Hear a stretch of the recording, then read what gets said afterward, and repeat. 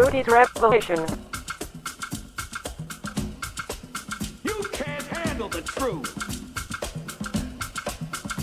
This is a conspiracy.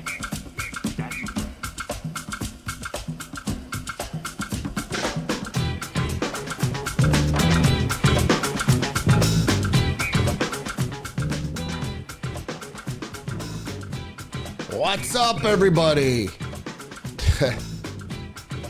Hey, everyone. Welcome to the podcast. It is Thursday, January 16th. So let's get right into the news. If you didn't hear, Joe Biden gave his farewell address last night on the TV. So we're going to talk a little bit about that and some of the confirmation hearings coming up right now.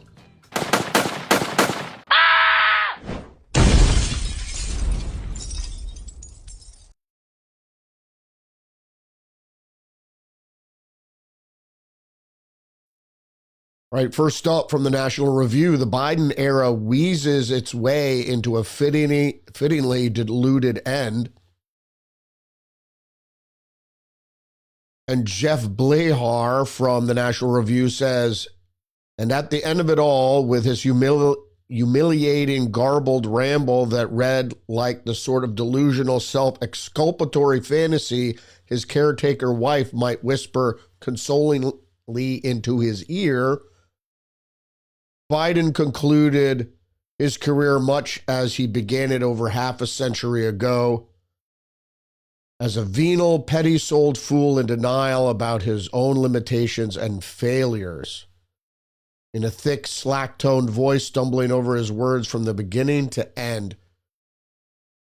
I couldn't have said it better myself. I wish I could have spit it out a little bit better than that. Welcome to the show, everybody. Please engage the channel, like, subscribe, leave a comment, share the podcast. I have to give a quick apology for my low energy lately. I'm suffering from terrible sinus infection that I suffer every winter. That's kind of been plaguing me. So stay with me now. Let's get back to the headlines. BBC, Biden warns of dangers of oligarchy taking shape in U.S. Outgoing U.S. President Joe Biden warned of the dangers of an oligarchy gaining power as he delivered his farewell address and brought decades-long career in politics to an end. Biden said, today, an oligarchy is taking shape in America. Today, which was yesterday, just today. We haven't been dealing with our oligarchical power in this country from a long time. And if you saw the speech, it was pitiful. But he talked about robber barons and all these things. But it's really the pot calling the kettle black, because we know, particularly corporate power, more than even individual wealth power, because actually a wealthy individual has more political speech, or should have more political speech and political power than a corporation does. But I digress. He said, today, an oligarchy is taking shape in America of extreme wealth, power, and influence that really threatens our entire democracy, our basic rights and freedoms. Well, what he's saying is really true, but that all oligarchical corporate fascism backed him for president. It didn't back Donald Trump. Some of, you could say, the oligarchs, but some people, Jeff Bezos, some of the tech center in Silicon Valley, have followed Musk's lead in backing President Trump, at least now that he's been elected. We have our headlines from the Associated Press. Biden warns in a farewell address that an oligarchy of ultra-rich in the U.S. threatens the future of democracy. A dangerous concentration of power in the hands of a few ultra-wealthy people, and the dangerous consequences if their abuse of power is left unchecked, he said. The thing is if people are just waking up for the first time politically, we're under what is called corporate capture. So a lot of the bureaucracy in the federal government, which is unelected, is controlled by corporations and corporate influence, because corporations, not that rich individuals don't have this sort of power, but corporations more so in their lobbying efforts. But don't forget that Joe Biden gave a high award, a high citizen honor for citizens, a medal to George Soros. So if he's so worried about the concentration of wealth and power and political power that's left unchecked, maybe he shouldn't have given George Soros an award, because George Soros has been politically active far more or far longer than Elon Musk or even Jeff Bezos or Zuckerberg or any of these people, which he's referring to a cadre of Silicon Valley titans who have at least warmed up to Donald Trump. The AP article goes on to say, invoking President Dwight Eisenhower's warnings about the rise of the military-industrial complex. This is just quite ridiculous. When he left office in 1961, Biden added, "I'm equally concerned about the potential rise of a technological industrial complex." Eisenhower actually said the technological elite that could pose real dangers to our country as well. Well, Trump is not one to wage war and hasn't been. Biden has. Biden has been a stalwart for the funding of the war in Ukraine, which has benefited the military-industrial complex to the tune of tens of billions of dollars, if not hundreds. So if anybody's politically astute and watched his address,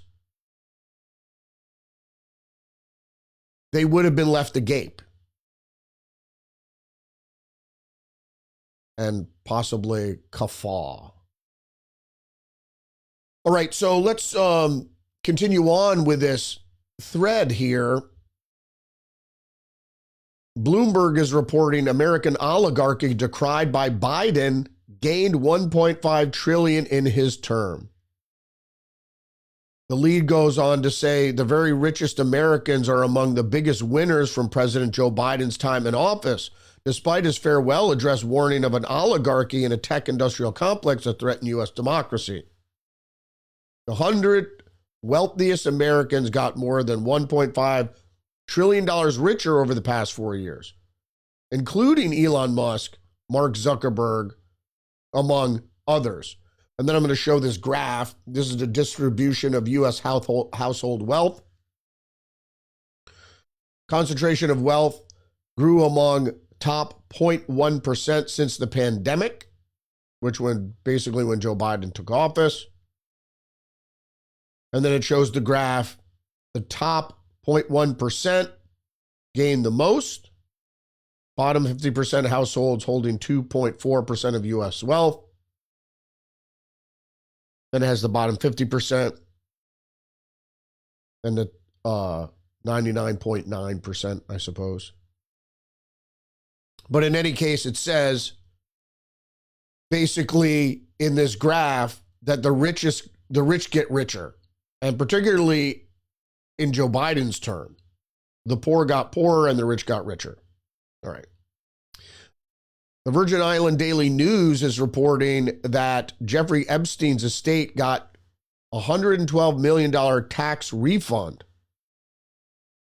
Jeffrey Epstein's once vast estate, art, jewelry, lavish properties, and investments was meant to be drained by settlements to his many sexual abuse victims and payments to resolve other legal crimes. But now it appears that two of the most loyal business associates who are serving as executors of her estate stand in line to potentially reap a big benefit. Indeed. New York Post reported bitter Biden warns oligarchy taking shape in America as barely disguised farewell address attack on Elon Musk, among others. You see, the attacks on Elon Musk since he bought Twitter, now X, have multiplied, particularly investigations from the federal government. So Biden's barely disguised farewell address attack on Elon Musk was just one of the attacks from the Biden administration on Elon Musk since he switched camps. The lead in the New York Post goes on to say,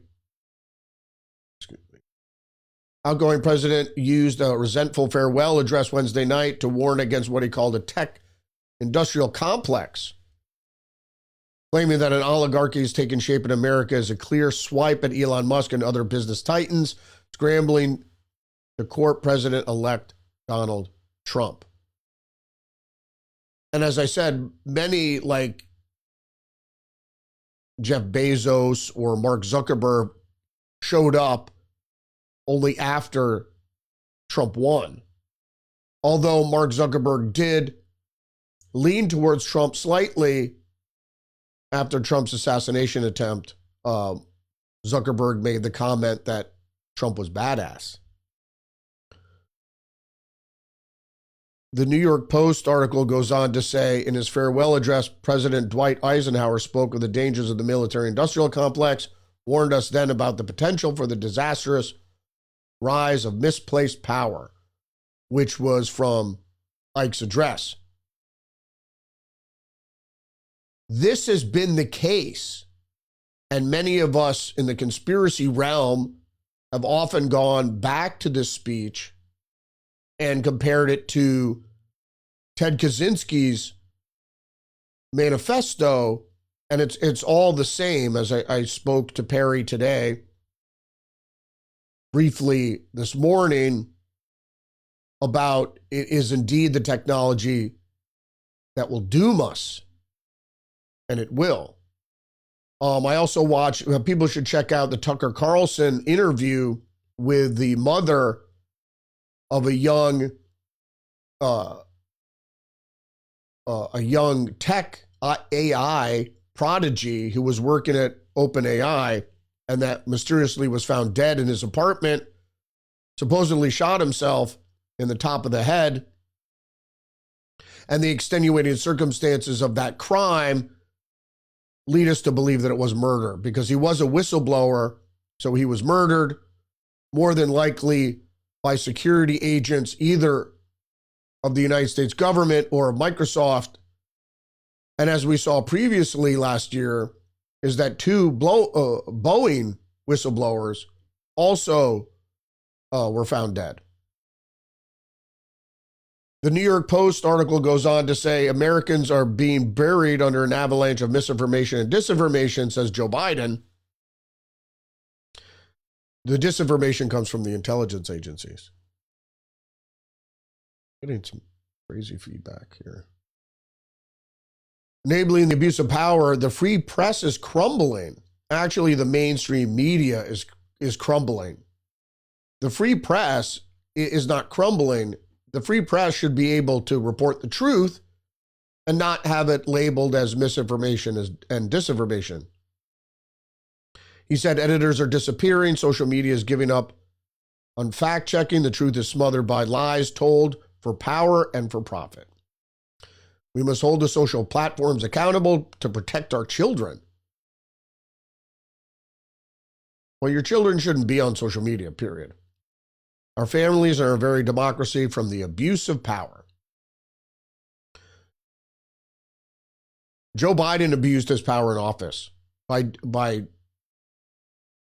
declaring unconstitutional edicts like mandating vaccinations and suspending evictions. Both are and trying to pay off people's student loan. All out of his realm as president of the United States. All right. Real Clear Politics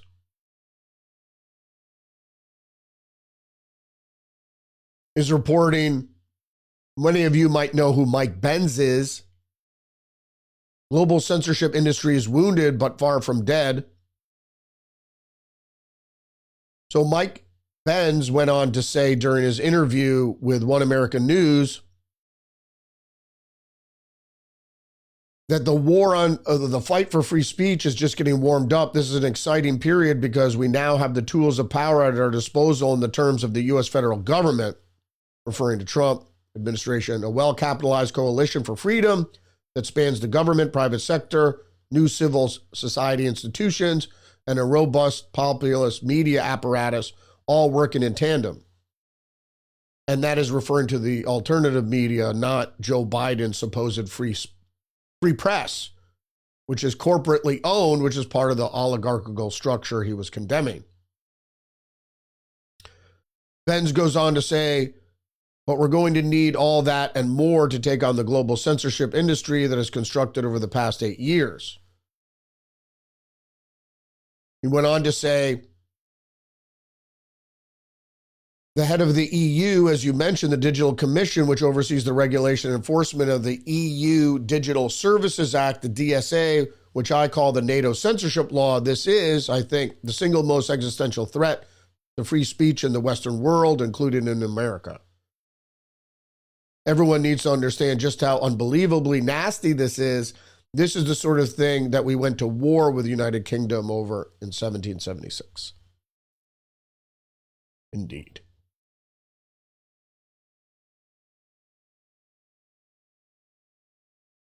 Is that it? Oh, all right. Let's move on with some of the headlines here from the post-millennial. National security agencies warn Trump inauguration is attractive potential target for threats. Those with election-related grievances may see the event as their last opportunity to influence the election results through violence. Now, the deal with this, obviously, is these are the same people that constantly put out disinformation. So this is security agencies putting out disinformation about if there's an attempt on Trump's life, it'll be either from political grievances from the left, like another Ryan Routh, or painted as such, but really will be probably, and more than likely, from the intelligence agencies themselves. That they can either blame Iran or some lone wolf nut job. Story goes on to say the threat assessment was compiled by the FBI, Secret Service, Capitol Police, and the Washington, D.C. government, and the Supreme Court's police. That's strange. It laid out multitudes of scenarios that would occur, such as foreign terrorists, domestic extremists, and lone wolves initiating bomb hoaxes, drone flights, vehicle ramming tactics, and swatting calls. Swatting calls. Drone attack is what we worry about the most, particularly if it's a drone swarm. If you ever saw the Olympus Has Fallen sequel, The Angel Has Fallen, the one with Gerard Butler and Morgan Freeman, you see how effective a drone swarm can be because there's no real way to defend against it, particularly in a domestic urban environment. I want to move on to an article here from the Washington Examiner, which some people might overlook if you don't know who the players are. So the Washington Examiner has the headline, Speaker Johnson removes Mike Turner as House Intelligence Committee chairman. Thank God. And this is important because although I featured Mike Turner quite often when he appeared on programs like Face the Nation, he's a rhino. He's an establishment Republican who is in the pocket of the establishment, the intelligence agencies' corporate capture. So although it was great we had a chairman in the Intelligence Committee from the GOP, we need a MAGA guy in there, a Tea Party constitutionalist and not one of these people who is playing footsie with the intelligence agencies. All right, let's get into the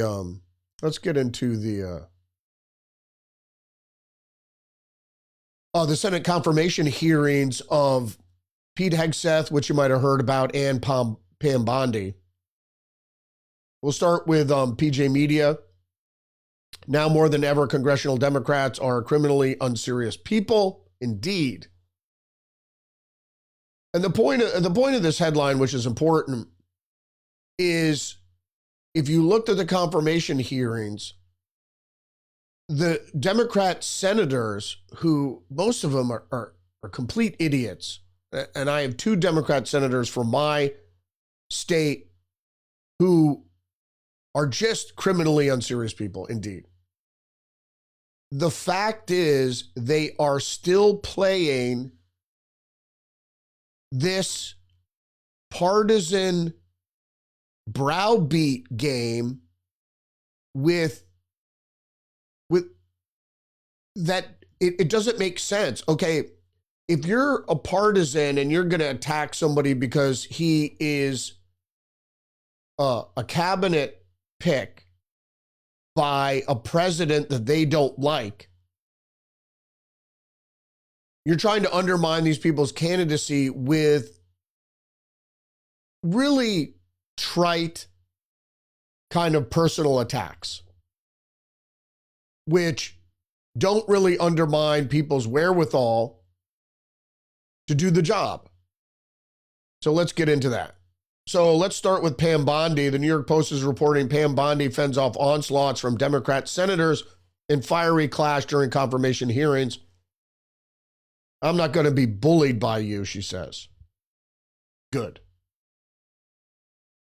So first off was Alex Padilla, California senator. And Padilla went first in questioning Bondi, 59, harping on the former Florida Attorney General's visit to Pennsylvania during the 2020 election aftermath, where she appeared with Rudy Giuliani for a press conference and proclaimed, "We've won Pennsylvania."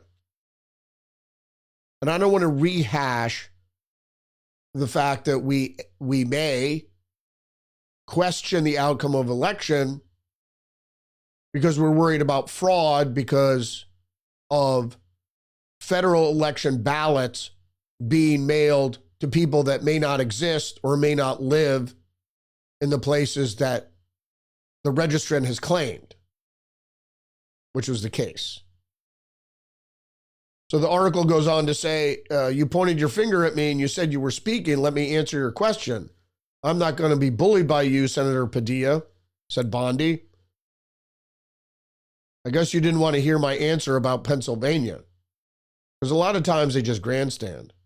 The Golden State Democrat asked about birthright citizenship and the 14th Amendment, says, prompting another clapback from the aspiring U.S. Attorney General. Bondi said, Senator, I'm here to answer your questions. I'm not here to do your homework and study for you. Padilla repeated, hey, you cut me off. Can I please finish? Oh, said Bondi. She added before answering, the 14th Amendment, we all know, addresses birthright citizenship. Moving on to confirmation, Marco Rubio was also questioned during the Senate hearings. Rubio aims renewed focus on China threat, signals U.S. foreign policy shift in confirmation hearing. Well needed. So Rubio said, when we welcomed the Chinese Communist Party into the global order and they took advantage of all its benefits and they ignored all of its obligations and responsibilities. Instead, they have repressed and lied and cheated and hacked and stolen their way to a global superpower status. And they have done so at our expense and at the expense of our own country.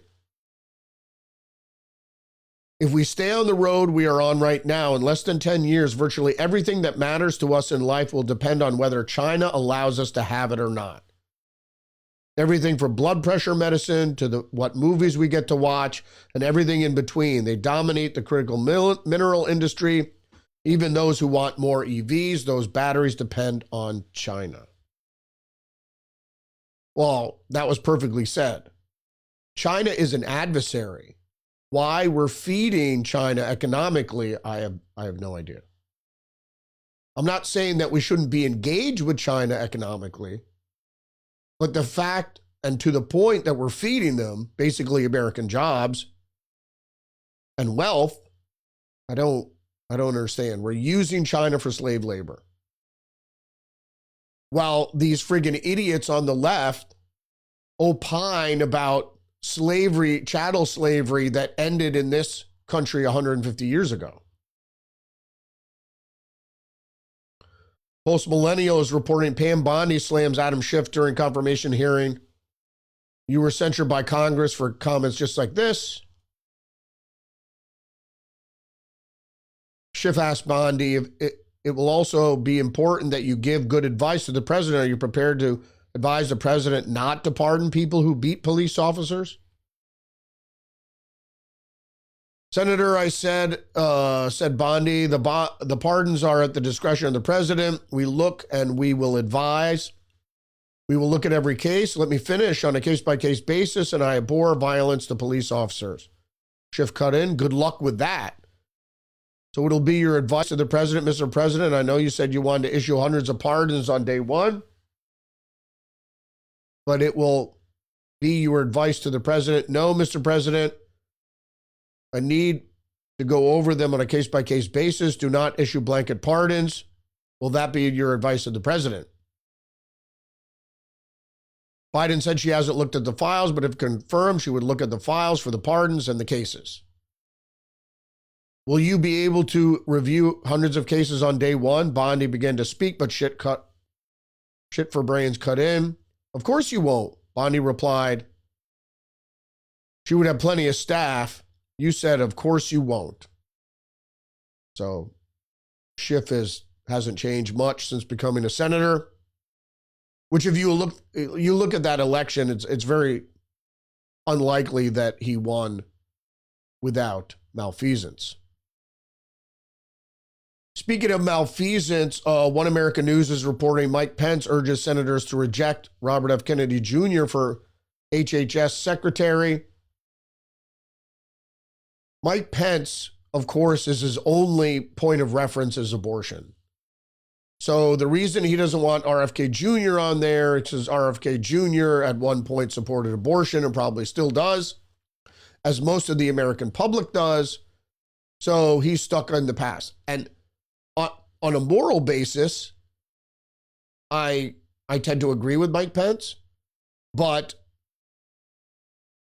even the threat of RFK Jr. taking the lead at HHS has already gotten the FDA to remove red dye, what is it, number 6 or whatever, which has been categorized as a carcinogen for some time.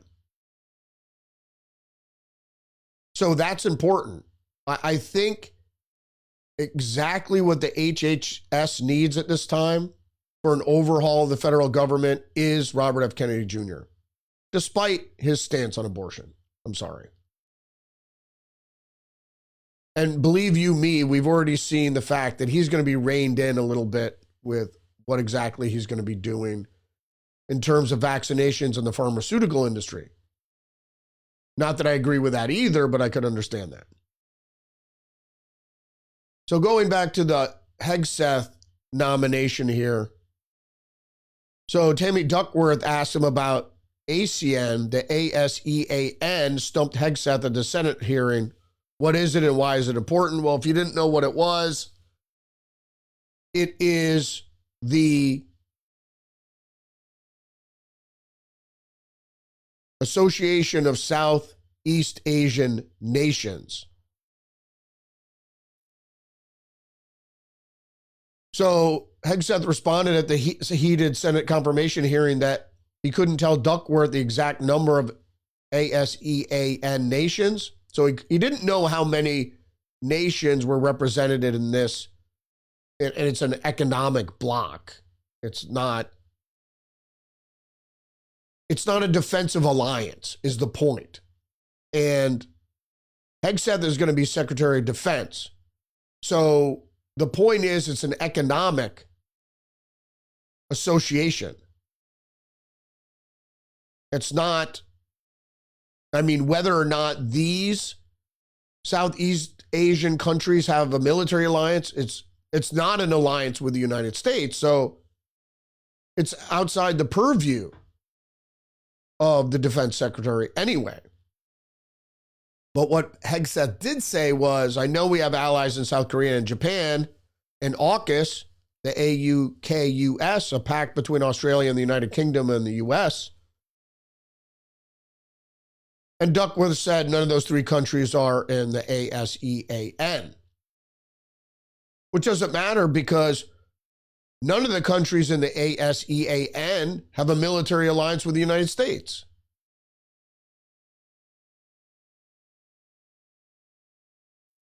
Federalist is reporting in the headline, expect more disasters from Democrats who replace competence with DEI credentials. Nobody cares whether you are the first female black mayor of Los Angeles if you're incapable of leading through a crisis.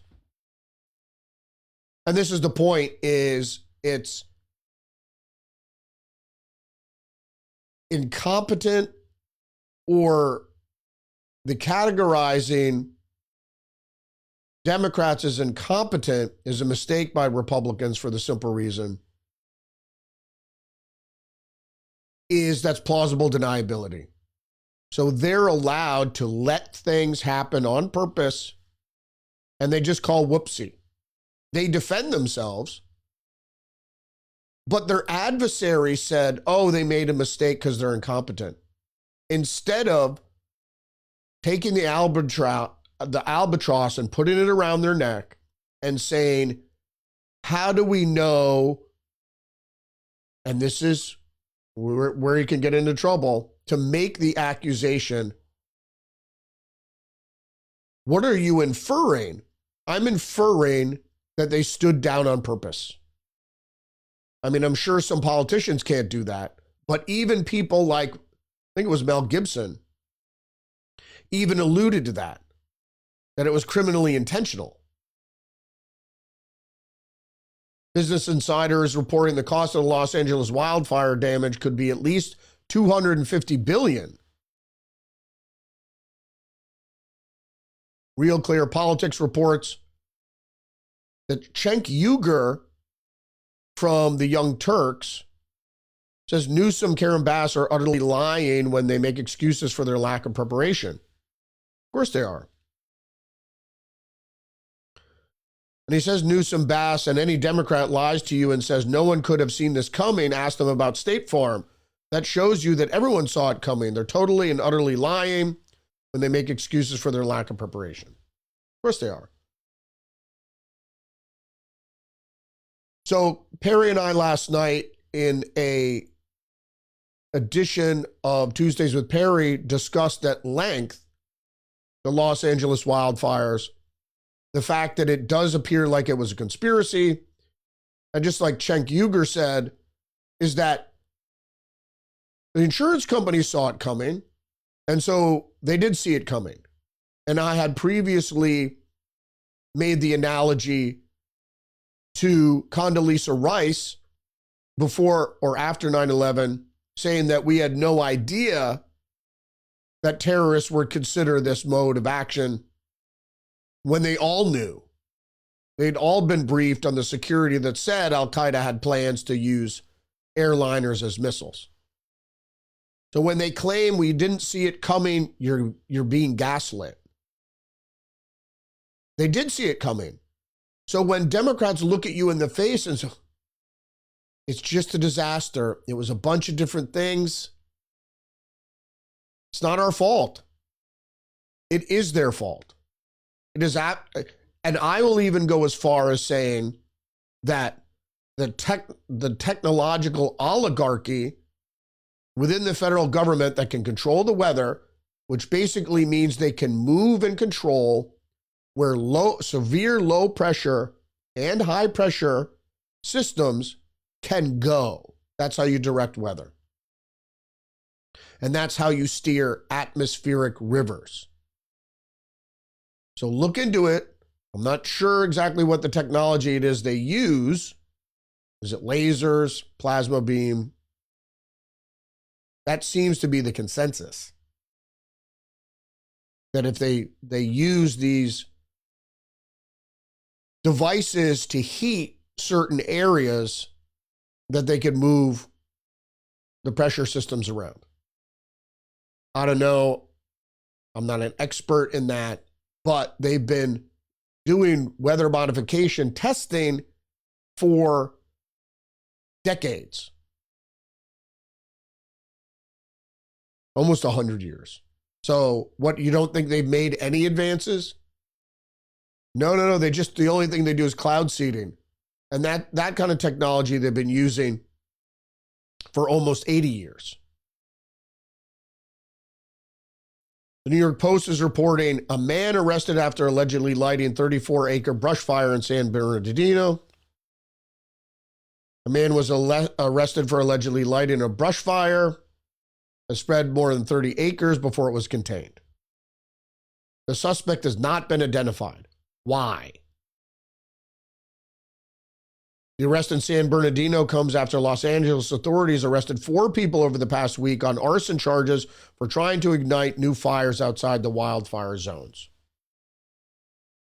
So this is a little bit of a shell game. It's sort of a red herring, but it's not. They're getting people to light fires because you can easily get a homeless person to do anything you want for a few $100s.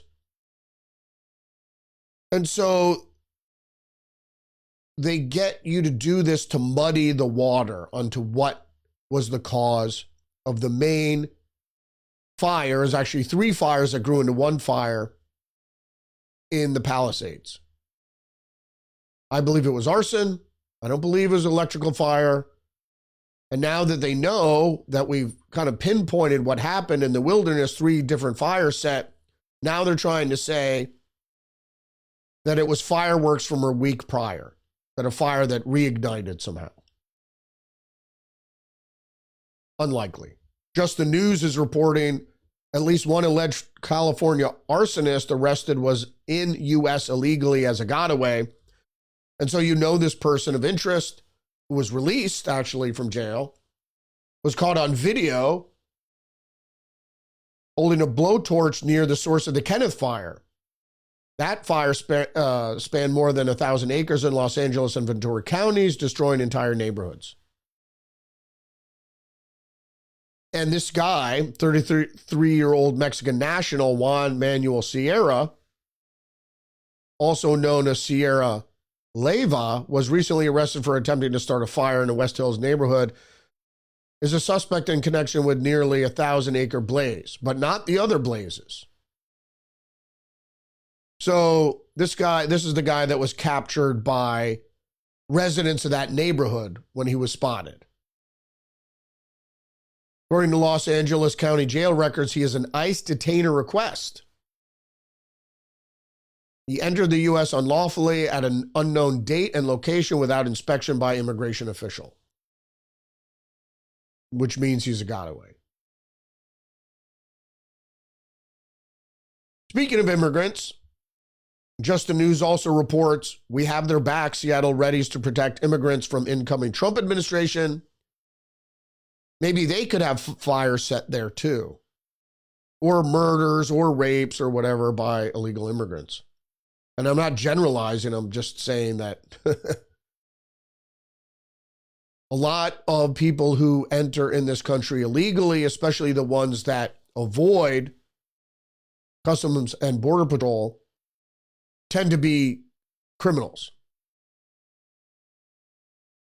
So Fox News is reporting Chicago blocks proposal that'll allow law enforcement to cooperate with ICE on targeting criminal migrants. Alderman Ray Lopez of the 15th Ward and Alderman Jessica Tabarez of the 26th Ward first introduced the measure in 2023. Well, you can have all the illegal immigrant criminals you want, I guess. Because that's what it says. To cooperate with ICE on targeting criminal immigrants. This is the problem with the Democrats. It's a light-handed touch to everything, And then when it goes wrong, because when you pussyfoot around with issues, serious issues, you're going to have unintended consequences. Whether it's DEI being responsible for a $250 billion wildfire,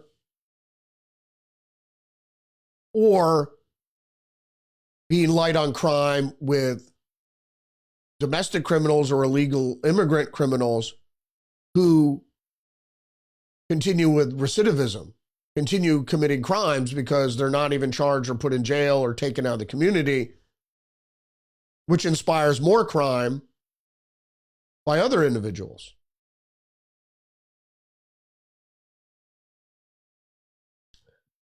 I'll switch gears a little bit here with, this ties into Marco Rubio's statement and what's happening with TikTok. This is from the Daily Caller. Documents and recordings reveal how TikTok forced staff to swear oaths to uphold China's socialist system. Former TikTok marketing executive Katie Purris alleged she was forced to sign an agreement with tech giant's China-based sister company Douyin, swearing to not divulge state secrets, disrupt national honor, or undermine ethnic unity. I don't think the Chinese like DEI. According to the documents obtained by DCNF in the spring of 2024, Purris accused her employer as well as the giant parent company ByteDance and ByteDance's subsidiary Douyin of gender and age-based discrimination in a lawsuit that also alleges TikTok's day-to-day operations are controlled by ByteDance. Yeah, the Chinese don't like diversity. They're really quite racist. And anyway, it goes on to say that if proven, these allegations reinforce TikTok's supposed independence is a fraud, and that Chinese Communist Party controlled ByteDance directly manages TikTok's internal functions from China. And this was said by Michigan Republican Representative John Moulnar, chairman of the House Select Committee on the CCP, told DCNF it is critical for our national security that the Chinese Communist Party control over TikTok be eliminated. Yeah, people don't understand the infiltration that has taken place. All under the light-handed approach of the Democrats, which could be considered traitorous in this instance.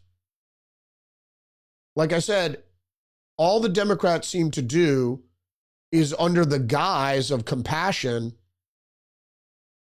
undermine national security and domestic safety to your property and to yourself. I mean, with crime and with wildfires, like in the instance of California. Federalist is reporting Virginia Democrat bill would ban homeschooling unless parents prove it's for religious reasons. And this month, Virginia State Senator Steli Pekarsky, Democrat of Fairfax, introduced the bill that the Virginia Senate to restrict families' access to homeschool options. The Senate Bill 1031, currently under consideration in the Virginia Senate, states that a student in Virginia who is granted exemption from the attending public school or a private school must have a bona fide religious training or belief, is conscientiously opposed to attendance at school. What?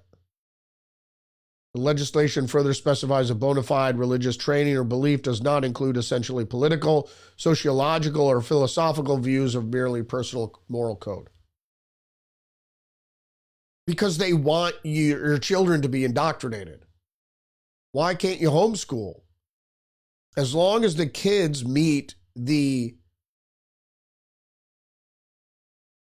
tests to verify their subject learning to get them to advance by grade, their advancement tests, what does it friggin' matter? Why does it have to be religious? And that somehow you can't include political, sociological, or philosophical views. Why not? You do it in the school. There isn't a school during my journalism career, almost every time I went into elementary schools, but all schools, you couldn't get away from the talking about climate change. I can't imagine what it's like now as far as sexual and racial innuendo, if not outright instruction. Right? The Hill is reporting John Fetterman's approach to Trump stirs speculation. The Hill is captured. Fetterman's, who is a Democratic senator, open-minded approach to President-elect Trump is fueling questions about his motives and vexing some of his fellow Democrats. In the wake of Trump's victory in November, Fetterman has emerged as a critic of his own party messaging. So what they're saying is, if you criticize your own party, that you may have aspirations outside of the party, while also signaling willingness to entertain some of the incoming administration's policy ideas. Thank God for him. Maybe his stroke broke him out of socialist conditioning or postmodern conditioning. I hope so. I kind of like Fetterman, especially lately. I think he's funny.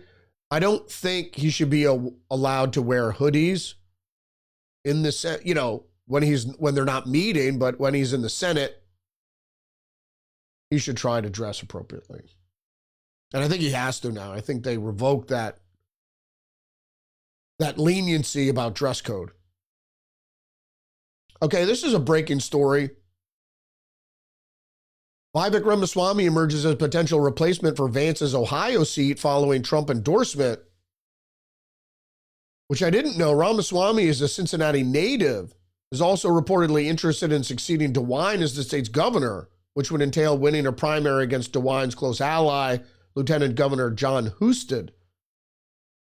But DeWine isn't incentivized to pick Ramaswamy for Senate, but Vivek is also the one roadblock for Husted, according to Politico. So what they are surmising is DeWine might appoint Ramaswamy for the Senate seat in a way to ensure Husted takes over for DeWine next term. Either or. As long as a Republican gets in there, I don't care. We're more worried about what's happening in the House with Matt Gaetz' seat and, of course, the other Florida congressional seat vacated by Waltz, Mike Waltz. And then also we have to worry about the New York seat that's being vacated by Elise Stefanik.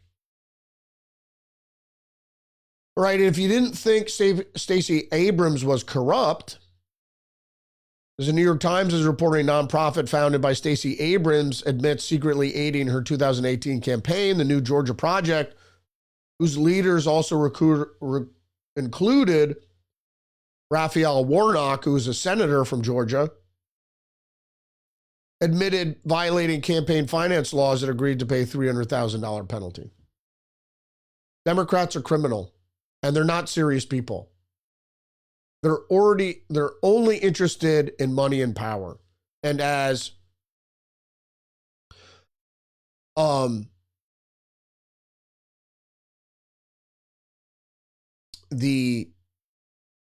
does it always slip my mind?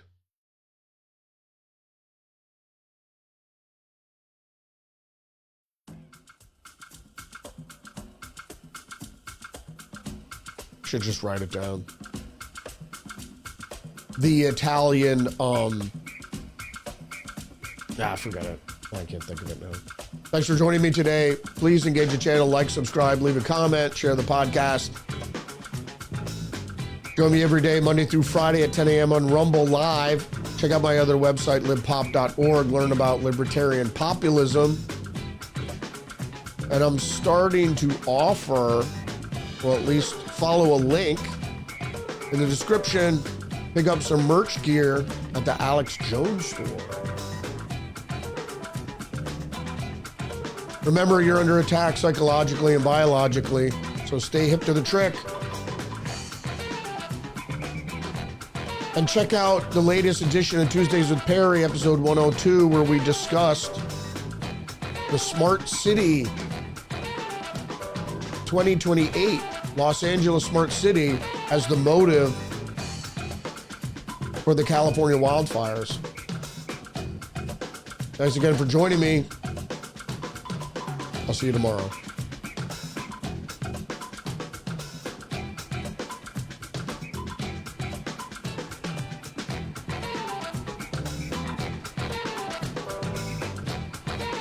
Google me, bitch! Google me!